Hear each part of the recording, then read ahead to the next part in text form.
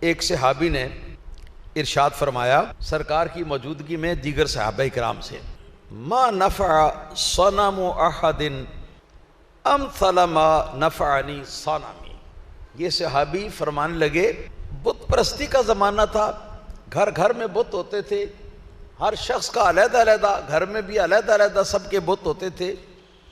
تو فرماتے ہیں کہ کسی کے بت نے کسی کو کبھی فائدہ نہیں دیا ہوگا جیسا کہ فائدہ میرے بت نے مجھ کو پہنچایا۔ سمجھ رہے ہیں جی؟ جیسا میرے بت نے مجھ کو فائدہ پہنچایا، اس طرح کا فائدہ کسی دوسرے شخص کے بت نے اس کو نہیں پہنچایا ہوگا۔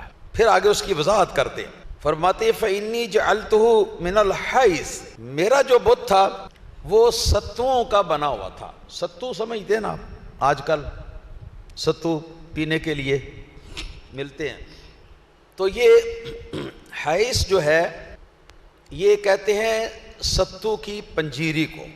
کیا ہوتا اس میں کھجوریں ملا لیتے مٹھاس کے لیے، کیونکہ عرب میں کھجوروں کے علاوہ یا جو منقے ہیں ان کے علاوہ اور مٹھاس کوئی موجود نہ ہوتی، اور اسی سے وہ اپنی چیزیں میٹھی کر کے کھاتے یا پیتے۔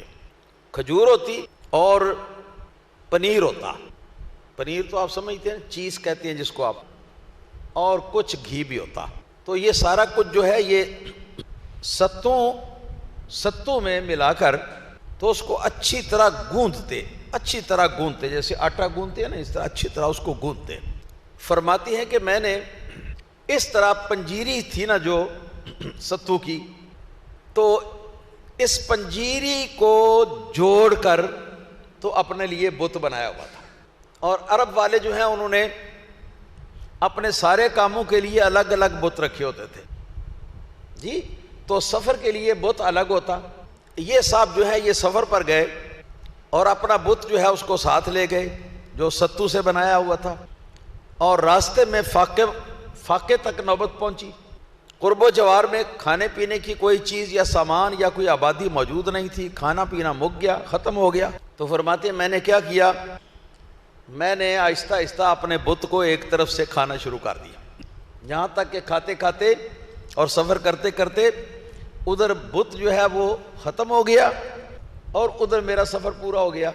تو یہ کہتے فرمانے لگے کہ جیسا میرے بت نے مجھ کو فائدہ پہنچایا تھا نا، ایسا کسی کے بت نے اس کو فائدہ نہیں پہنچایا ہوگا۔